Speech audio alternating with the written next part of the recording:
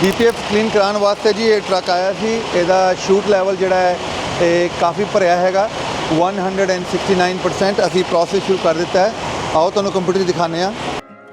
ਇਹਦੇ 'ਚ ਜੀ ਸ਼ੁਰੂ ਵਿੱਚ ਅਸੀਂ ਚੈੱਕ ਕਰ ਲੈਂਦੇ ਹਾਂ ਕਿੰਨਾ DPF ਲੈਵਲ ਭਰਿਆ, ਜਿਹੜਾ ਸ਼ੂਟ ਲੈਵਲ ਭਰਿਆ। ਇਹ ਦੇਖੋ ਜੀ 169% ਭਰਿਆ ਤੇ ਹੁਣ ਇਹਦਾ ਪ੍ਰੋਸੈਸ ਸ਼ੁਰੂ ਕਰ ਦਿੱਤਾ ਹੈ। ਤੁਸੀਂ DPF ਫਿਲਟਰ ਕਲੀਨਿੰਗ ਕਰਾਣੀ ਹੋ ਕਿਸੇ ਵੀ ਸਾਡੀ ਲੋਕੇਸ਼ਨ ਤੋਂ ਕਰਾ ਸਕਦੇ ਹੋ। USA ਟਰੱਕ ਸੇਲ ਦੀ, ਇੰਡੀਅਨੈਪਲਸ ਦੀ, ਜੇ ਤੁਸੀਂ ਬੇਕਰਫੀਲਡ ਕਰਾਣੀ ਆ, ਫੌਂਟੇਨਾ ਕਰਾਣੀ ਆ, ਜੇ ਕੈਨੇਡਾ ਕਰਾਣੀ ਹੈ ਕੈਨੇਡਾ ਅਸੀਂ ਆਥੋਰਾਈਜ਼ ਡੀਲਰ ਹਾਂ, ਰੀਸੇਲਰ ਹਾਂ। ਅਸੀਂ ਤੁਹਾਡਾ ਟਰੱਕ ਜਿਹੜਾ ਕੈਲਗਰੀ ਤੇ ਟੋਰਾਂਟੋ ਵਿੱਚ ਜਿਹੜਾ ਡੈਫ ਕਲੀਨਿੰਗ ਕਰ ਸਕਦੇ ਹਾਂ। ਜੇ ਤੁਸੀਂ ਮਸ਼ੀਨ ਬਾਏ ਕਰਨੀ ਆ ਉਹਦੇ ਵਾਸਤੇ ਵੀ ਸਾਨੂੰ ਕੰਟੈਕਟ ਕਰ ਸਕਦੇ ਹੋ।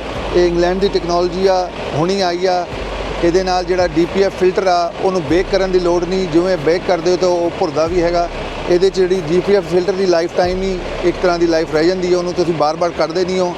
ਟਾਈਮ ਬਹੁਤ ਬਚਦਾ ਹੈ, ਸਪੈਸ਼ਲੀ ਇਨ ਕੋਲਡਰ ਏਰੀਆ 'ਚ ਤੁਸੀਂ ਬੇ ਨੂੰ ਆਕੂਪਾਈਡ ਨਹੀਂ ਕਰਦੇ। ਜੇ ਅਬਵ ਫਰੀਜ਼ਿੰਗ ਹੋ ਤੁਸੀਂ ਬਾਹਰ ਵੀ ਟਰੱਕ ਨੂੰ ਜਿਹੜਾ DPF ਫਿਲਟਰ ਕਲੀਨ ਕਰ ਸਕਦੇ ਹੋ।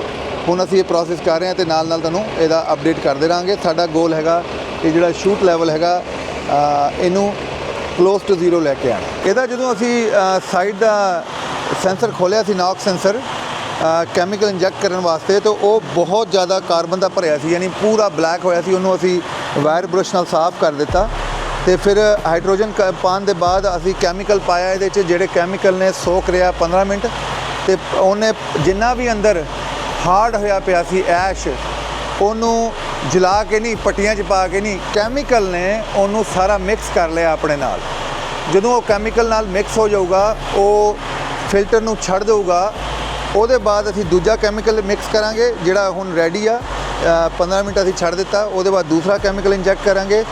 ਉਹਦੇ ਬਾਅਦ ਉਹ ਕੈਮੀਕਲ ਜਿਹੜਾ ਇੱਦਾਂ ਦਾ ਹੋਏਗਾ ਜਿਵੇਂ ਡਿਟਰਜੈਂਟ ਹੁੰਦਾ, ਜਿਵੇਂ ਸਾਬਣ ਹੁੰਦਾ।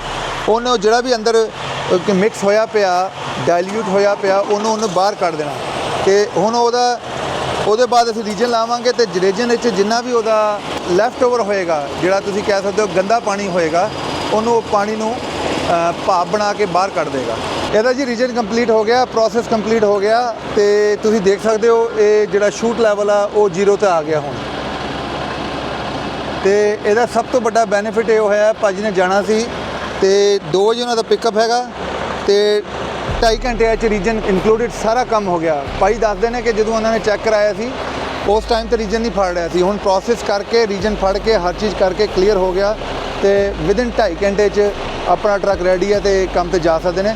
ਜੇ ਤੁਹਾਨੂੰ ਕੋਈ ਵੀ ਕੁਐਸਚਨ ਹੋਏ ਜਾਂ ਬੁਕਿੰਗ ਕਰਾਉਣੀ ਹੋਏ ਜਾਂ ਮਸ਼ੀਨ ਲੈਣੀ ਹੋਏ ਜਾਂ ਡਿਸਟ੍ਰੀਬਿਊਸ਼ਨਸ਼ਿਪ ਪਤਾ ਕਰਨੀ ਹੋਏ ਕੈਨੇਡਾ ਵਾਸਤੇ, ਸਾਨੂੰ ਕਾਲ ਕਰ ਲਓ 1833-698-7224। ਰਿਪੀਟ ਕਰਦਾ 1833-698-7224 ਜਾਂ ਸਾਨੂੰ ਵੈਬਸਾਈਟ 'ਤੇ ਚੈੱਕ ਕਰ ਸਕਦੇ ਹੋ usatrucksales.com।